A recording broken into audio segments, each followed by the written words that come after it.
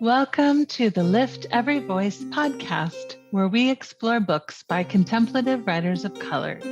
I'm Christine Valters Paintner. And I'm Claudia Love Mair. We are joined each month by the author of our book club selection. Together, we explore how increasing our diversity of perspectives on contemplative practice can enrich our experience of the Christian mystical tradition. We encourage you to join us by reading the book, listening to the conversations, and engaging with the reflection questions on our website at abbeyofthearts.com.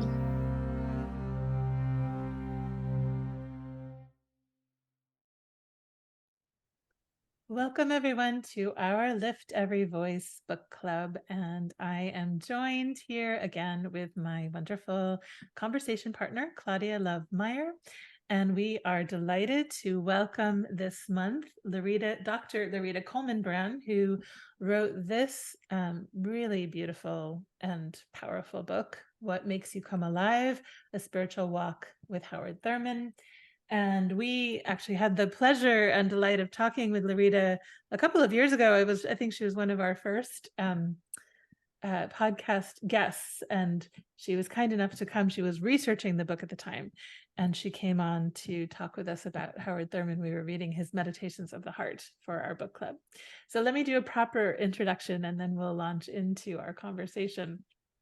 So Dr. Lerita Coleman Brown is a retreat leader, speaker, spiritual companion, and professor emerita of psychology at Agnes Scott College. She has a BA from the University of California, Santa Cruz, a PhD from Harvard, and a certificate from the Schlem Institute for Spiritual Formation.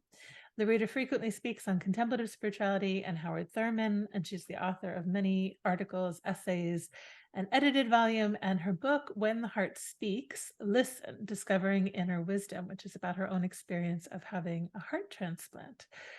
And she lives in Stone Mountain, Georgia. So welcome, Lerita. So wonderful to have you back. Thank you so much. It's just such a delight to be with both of you and to have this conversation today.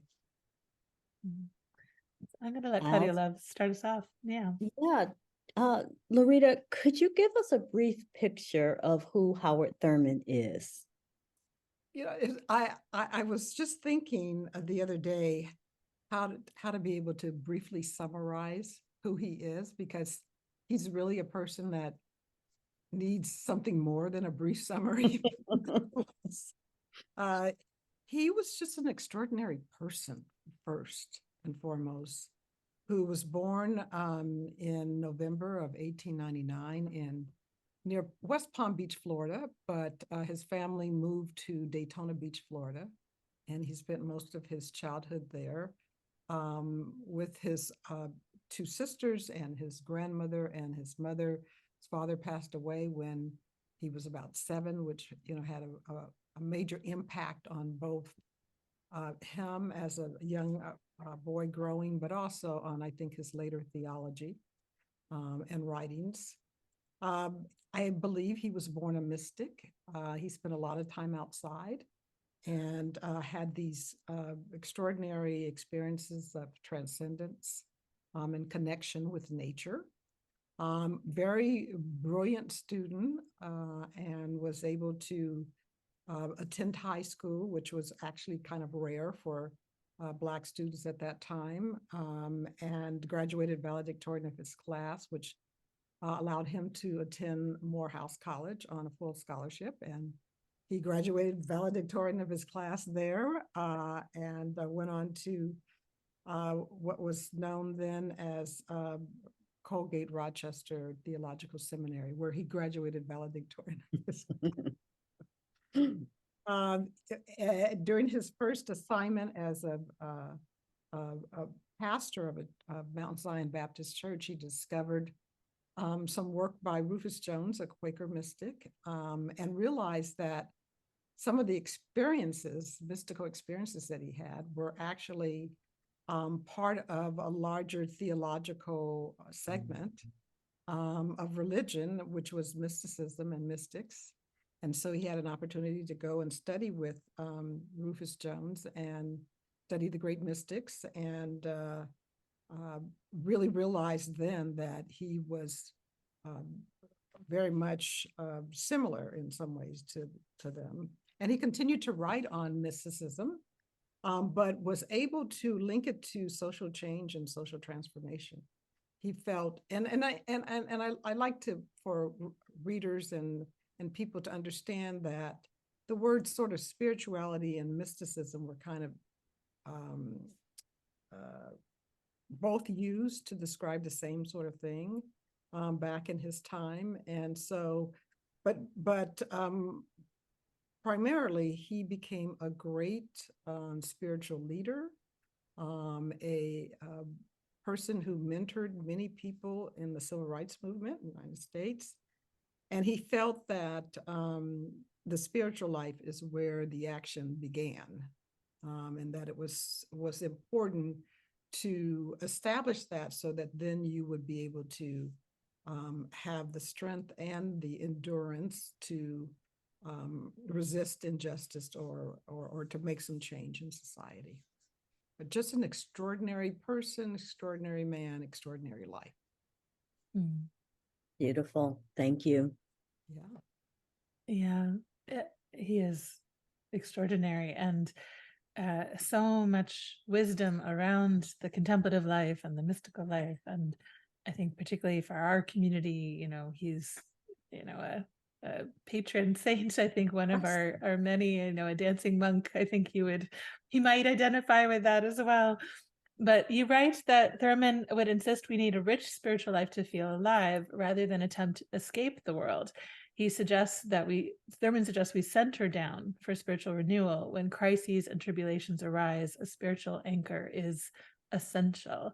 And I think, you know, right now, I think many of us are feeling like lots of crises and tribulations arising. So what wisdom does Thurman have for us in this centering down? You know, for Thurman, I think he felt like we need to be reminded of our unbroken bond with God. And one of the ways that you're able to sort of nurture this connection is by taking some time every day, even if it's only for a few minutes, to just stop and perhaps stop engaging with the outer world and to go inside your inner sanctuary. And just to be there quietly with God or to listen. I like to explain it to people as, you know, these days, there are so many things that must be recharged in order to operate. Phones, cars, Yeah. all kinds of things. And so just like that, we need to recharge. And Thurman felt that by going inside to God, that was a way for us to recharge our spirits, to be able to you know, keep us rooted, just like, you know, we would think about a tree being rooted and getting nutrients from the earth, that we as spirits need to root ourselves in God, to remember that and to allow that connection to feed us so that we have strength and endurance to get through these crises, and perhaps maybe even some wisdom that we might hear when we're centered down. Yeah, and just to build off of that a little bit, he in your book, you know, he talks about this every day we need to stop and be still, and he seems to have you know, some knowledge around the nervous system and how we need to be really attuned to the body's needs and the heart's needs. And I was curious, for those of us who feel quite dysregulated or overstimulated from years of running, do you have wisdom, or does Thurman have wisdom about how to make that transition into the slowing down? Because for some people, I think even that act of stopping can feel quite overwhelming at times. Yes. You know, I think there are a couple of ways to think about this. And one of them is to sometimes intentionally take some time during the day, and, you know, as we're approaching the holidays where there's lots of things going on, that, you know, it might be that you need to, you know, tell people you're going to take a nap, or, check into some room in the house where there aren't lots of people. And it doesn't have to be for a long time, but just, for, a few minutes, 15 minutes, so that you can get away from what Thurman would say would be an assault of noise and, activity and people coming and going and, all the kinds of things that happen in our lives. And especially now, I mean, we have pretty noisy lives. There's always something, some input coming in. And he would suggest that, you need to give your nervous system a rest by being still.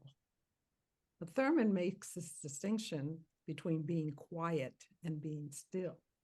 And he's, the psalmist doesn't say, be quiet and know that I am God. It's be still and know that I am God. And so he says, and when, when we engage in stillness, we learn more about who we are. We learn more about, what this journey may be all about. But that it's really important to just take some time to be still and not be thinking about what's going to happen next or what just happened or whatever, but just to kind of clear your mind of all of that, stimulation. And just to, as far as he was concerned, that's what resting in God is. To just let all that stuff go. It's beautiful. Wouldn't it be wonderful if we could normalize healthy boundaries and just saying, I'm going into my room right now to be still, and that would be accepted and celebrated and honored. So anyway, thank you for that, Lerita. Well, I mean, we can continue to work on training our families. Yeah. Yes. Well, yes. let's say we've done our spiritual practices. What is sacred activism? What is the jump from our own private spirituality and then going out and becoming an activist? Yes.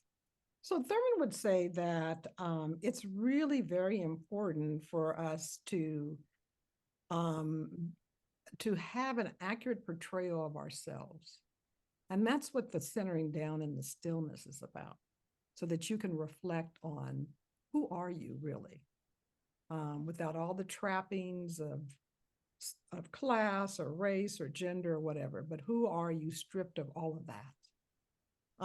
And once you are able to at least get a handle on who you are, then your spiritual life and your spirituality becomes something for the community. That is something that's going to bring more oneness, a restoration of as what he would describe as God's beloved creation. So that would also include nature as well. And so that as far as Thurman was concerned, our spirituality, our spiritual growth is not just for us alone. It is to serve this greater call to oneness.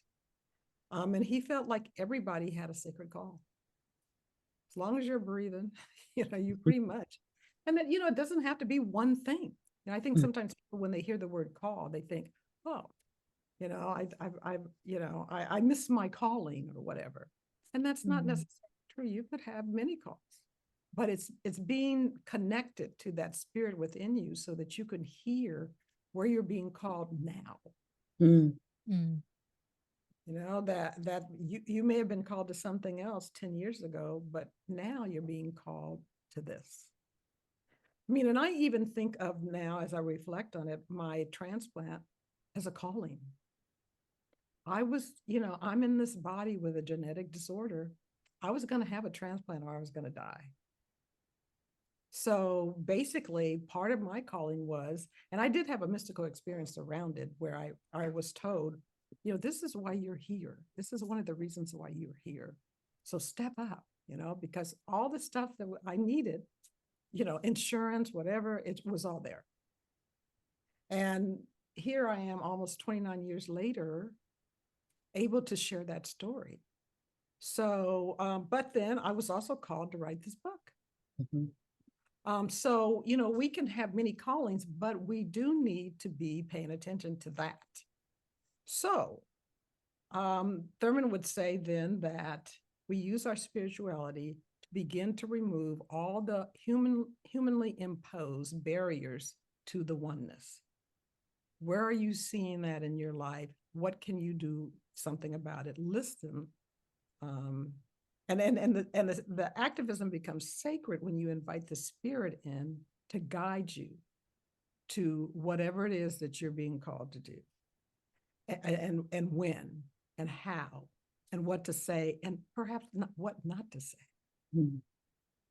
And to take on that sort of that cape of humility. It's like you don't really know what the big picture is, but you can at least listen for what it is that you need to do today or tomorrow.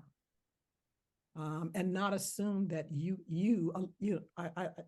not assume that you personally can fix anything. Yeah. Right. So it's a combination of who are you? What are you being called to?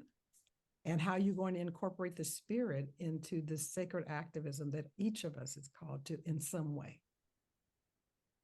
That's amazing. It takes a lot of pressure off too. Yes.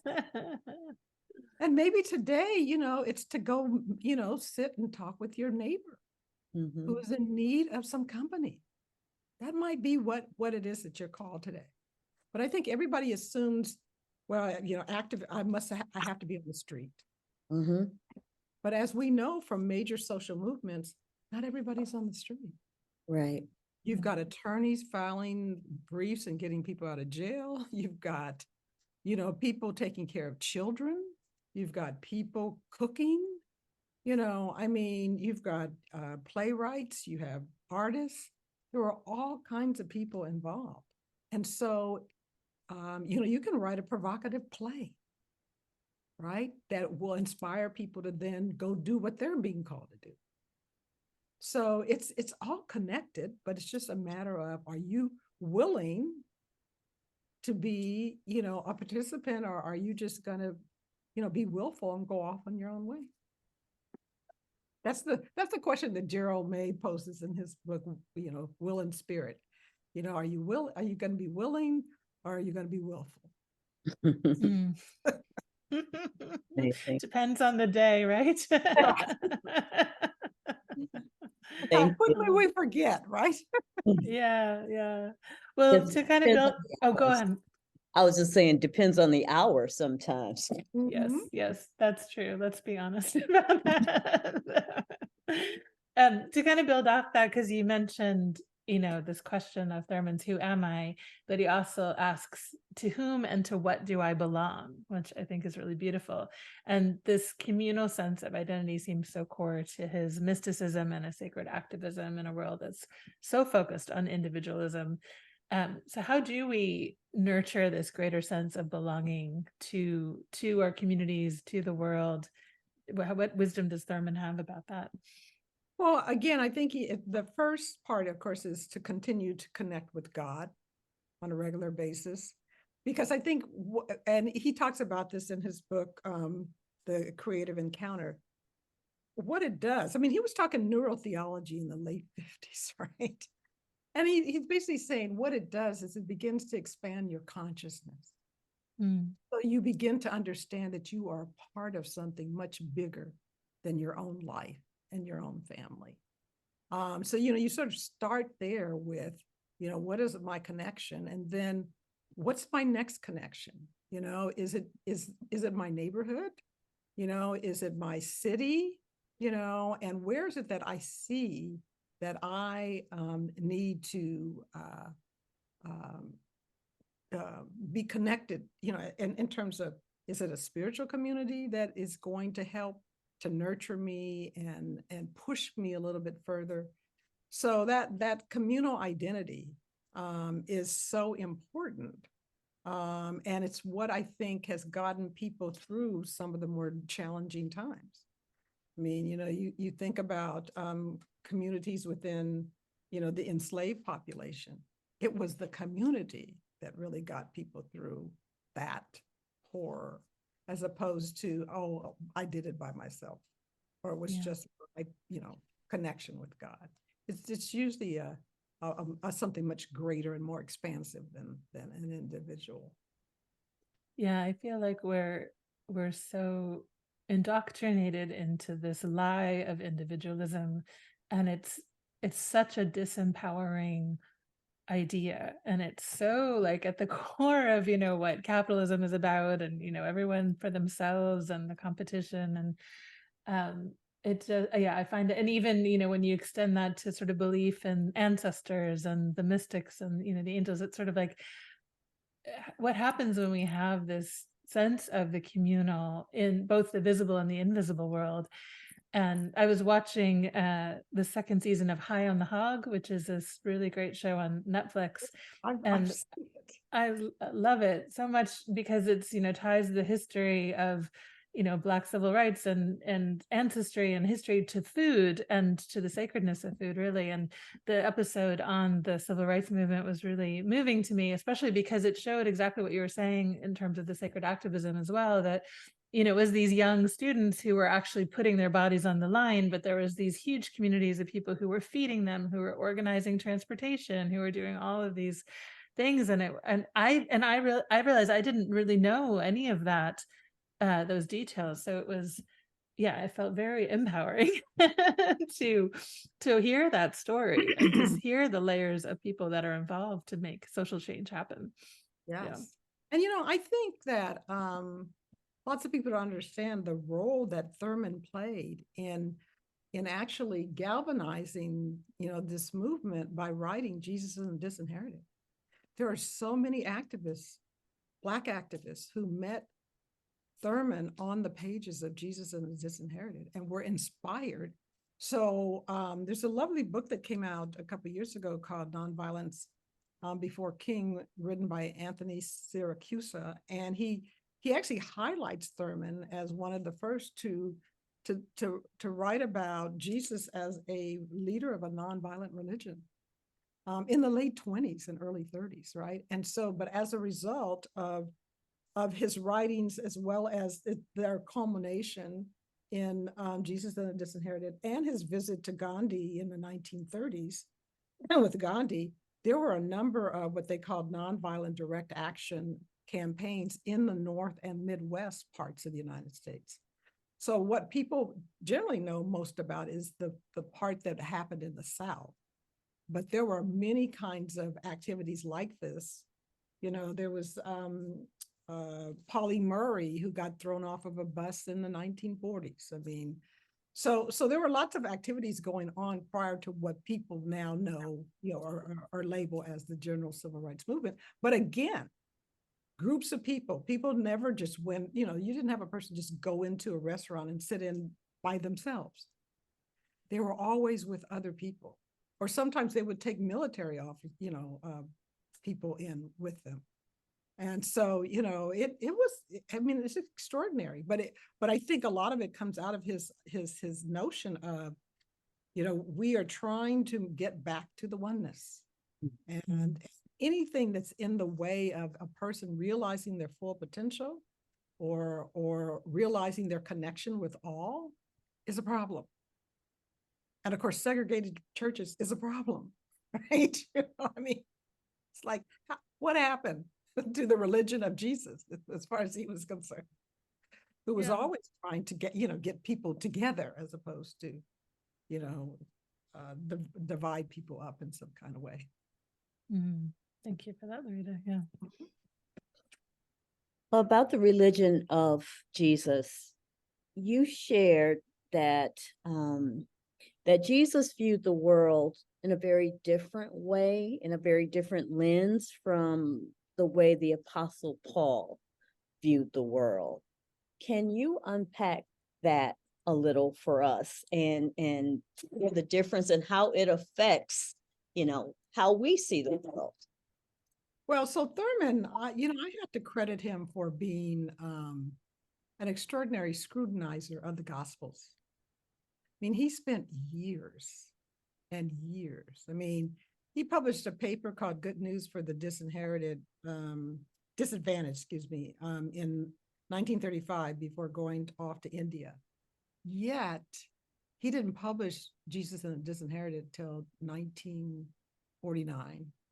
And prior to that, even in college, he was studying the Gospels because he just felt like there was another message there. And what he found was, and one of the first distinctions he made was that Paul happened to be a Roman citizen, which gave him privileges that Jesus didn't have as a poor Jewish carpenter, pretty much. And so if Jesus got kicked into a ditch somewhere, he was just a poor Jewish guy in a ditch. But Paul could at least appeal to the state. And so, Thurman saw this connection between Jesus and, his own people in the United States.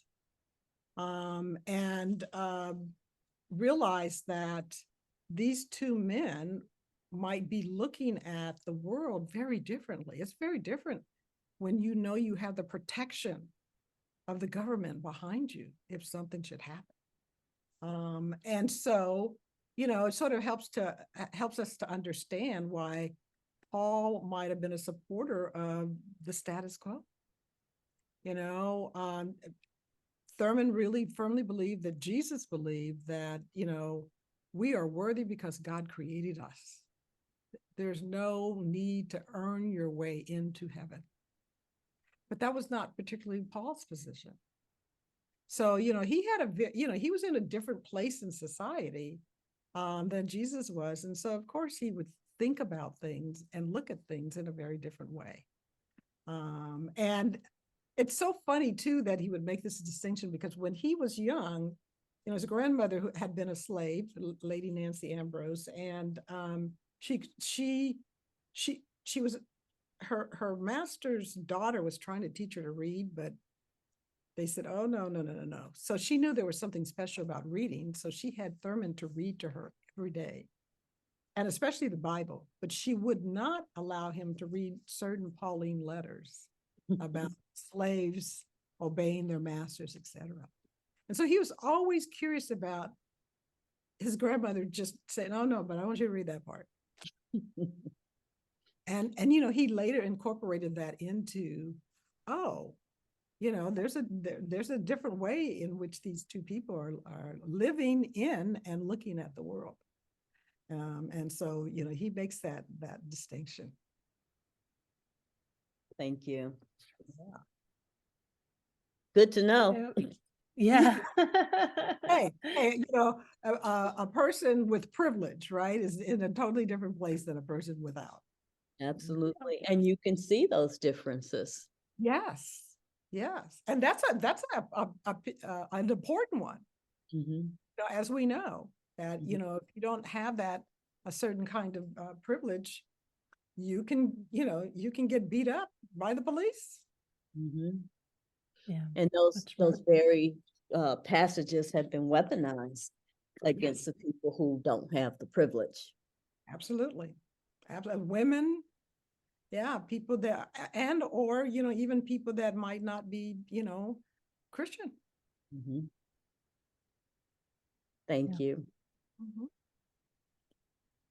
So kind of connected to this somewhat is Thurman's teaching about loving our enemies, which I loved what he wrote about kind of as an act of meeting people where they are and loving them as an act of redemption. So can you tell us a little bit more about the different kinds of enemies that Thurman describes and how we might respond to them?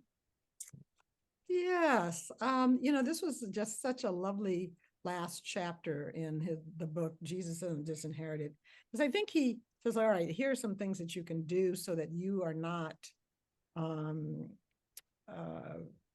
thrown off your equilibrium by more powerful others, that, you really do need to keep yourself rooted in God. And that is the source. I try to tell people all the time, you don't have to go butter up the boss. You need to go to the source for what you need. So in this last chapter, he's like, so what do we make of, this situation, particularly if we've been oppressed and were at that sort of bitterness stage or whatever. And so he starts to talk about different kinds of enemies. And of course, one of the enemies that he discusses is just kind of personal family feuds, where, you know, people have stopped speaking to each other. And he says, you know, we really do need to find ways to be civil and reconcile in at least, you know, not be going out of our way to be hateful to, you know, other people that, you know, we might be close to, but that sometimes somebody says something or does something and, you know, there's a split somewhere in the family. So that's sort of one type of enemy. So a second kind of enemy are those people who, at least in Jesus's time, were kind of like predatory, like the tax collectors. You know, no one liked the tax collectors. And he sort of felt like that they were just, you know, those people that you know, were vile and certainly taking advantage of people. Our modern day, I think, equivalent are scammers. You know, people who take advantage of, particularly of older people, and, you know, or fleece them of all of their money. We have a variety of different types these days. And then the third type of enemy are those people who are part of an overall system of oppression.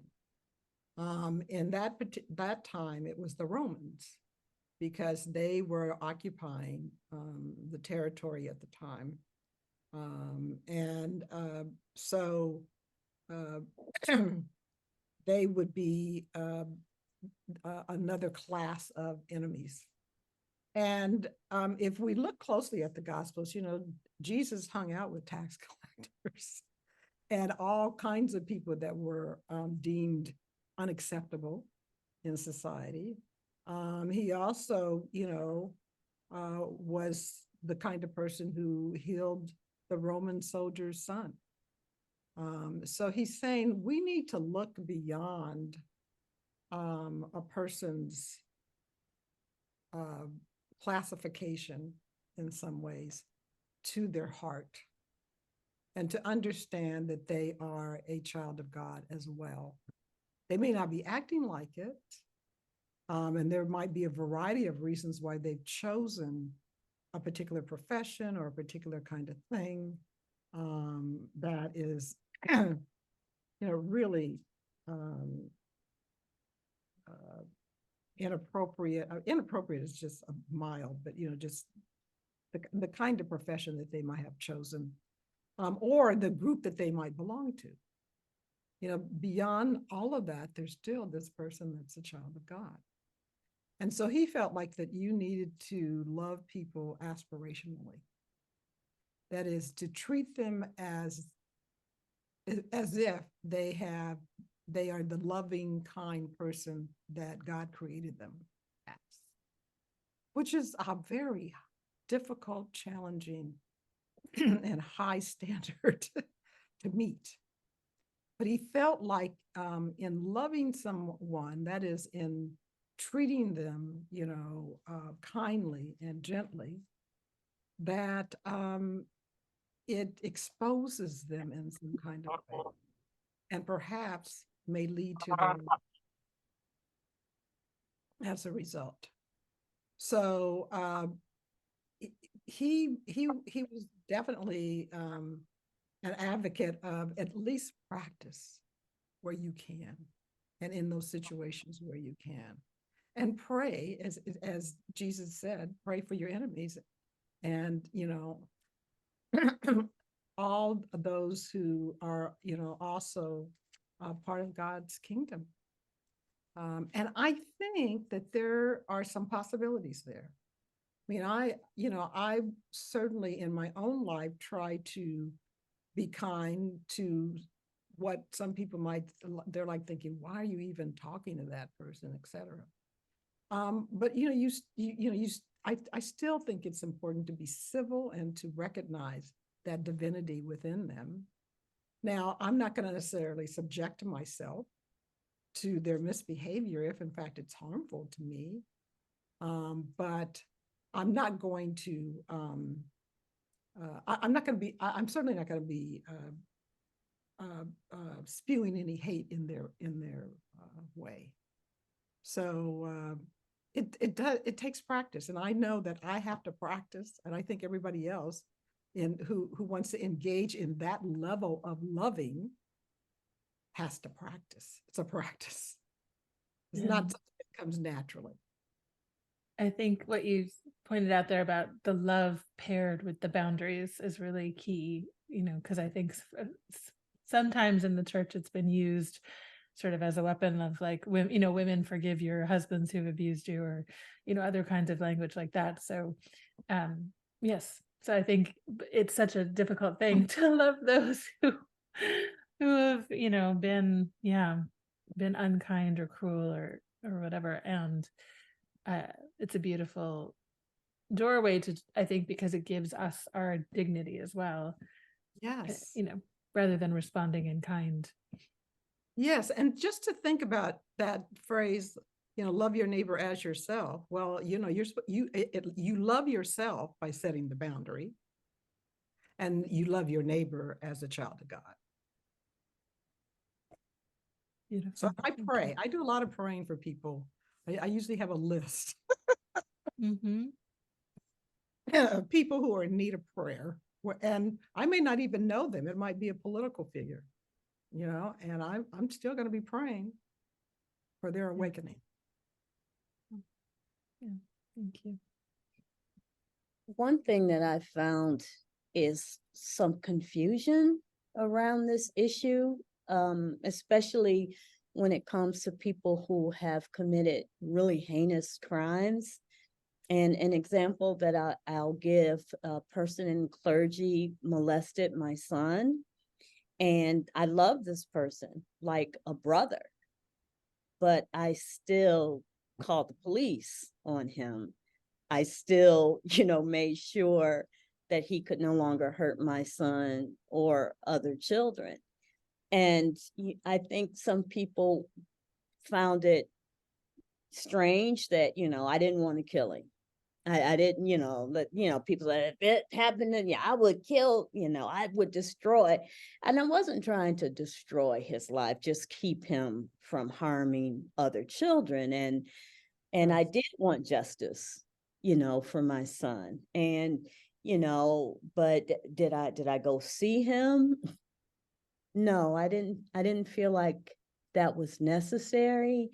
I'm not brimming with bitterness toward him, but I think some people feel like that's something that they have to do. They have to go see their child's murderer. And I guess if you feel like guided to do that, but some people feel pressured to do things like that. Like some people feel pressured, not to have their the person who sexually assaulted them. That could be the youth pastor. They may be pressured not to have this person prosecuted. And so I'm glad that you're talking about not just boundaries, but I think it can go even further, that it's okay to, you can love someone and get justice for victims. Yes. And I think that it's important and everything that we hear from people, we need to take that in to our inner sanctuary, to the spirit, for consultation. And just because somebody says, oh yeah, you need to go visit them in jail, doesn't mean that you need to do that. Right. And so, we get lots of ideas. And and Thurman was one of these people who's like, he walked around, and we were going to talk about this, with his own inner authority, right? His own sense of agency, in addition to being a very spirit-led man. So, I want to encourage people to live from the spirit. And I've had this very similar kind of experience with doctors in the sense of a doctor may tell you, well, you absolutely have to do something. And I'm feeling something different inside. The spirit's saying, I don't know about that, right? Or I've been in cases where, the spirit's urging me to go in and talk to somebody because something's not right. And I go in and it is true, something's not right. And if I hadn't gone in, I probably would have been in worse trouble. So we've been given this gift of the spirit, our own GPS, right? I call it God position assistant, right? To get through this craziness that is the journey, right? And so I think it's important to pay attention to that, and if you hear, well, you need to write a note. And I did that with someone. I wrote them a nice letter and said, this is how I felt in this circumstance. And I was done. But I mean, I think we need to cultivate that inner authority, as well as that inner authority with the capital I and a capital A, that is spirit-led, but also, and Thurman was one of those people that lived with this sense of agency. Didn't matter who was criticizing him. He was going to, once he made a decision, which he often made with the spirit, that's it. And you can talk about me forever, but this is what I'm doing. So I think it's important, particularly under those kinds of circumstances, to really seek inner counsel. That was my next question about inner authority.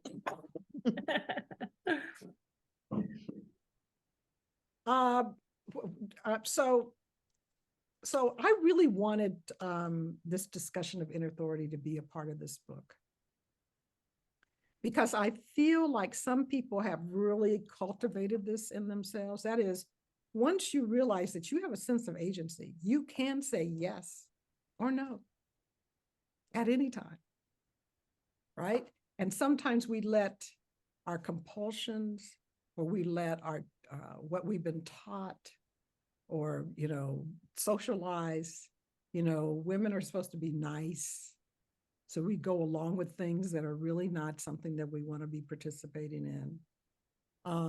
And so, but once you get this and you start to practice your sense of agency, in all kinds of circumstances. I've taken my car to an auto place and they said, oh, you need this, this, and this. And I just thought, doesn't feel right to me. So I went and I paid for my little oil change, came and brought my car back home.